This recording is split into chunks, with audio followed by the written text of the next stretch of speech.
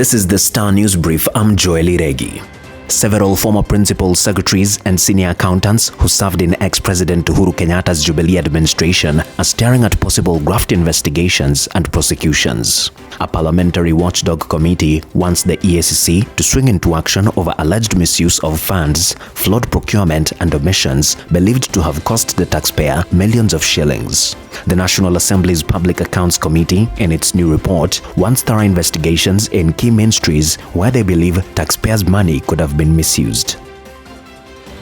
Get a copy of the Star e-paper for only 40 shillings by logging on to www.mgazzetti.com.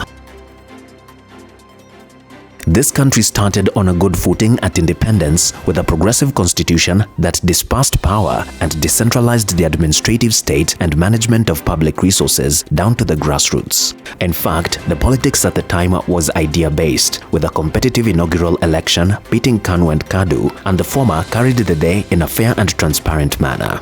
But the power barons hijacked the progress, capturing the moment to entrench their power and influence, declaring a primitive wealth accumulation spree that spared nothing for those not well connected or near power.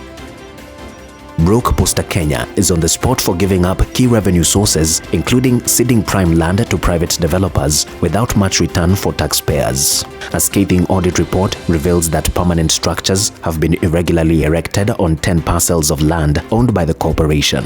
In some instances, county governments have repossessed the properties and are collecting rent, yet Posta is faced with extreme cash shortages. Auditor General Nancy Gadungu has cited cases in Kisumu, Busia and Rongo where land belonging to PCK have been repossessed. MPs will be forced to cut short their break to consider the National Dialogue Committee report as political differences in the opposition camp deepen over the document.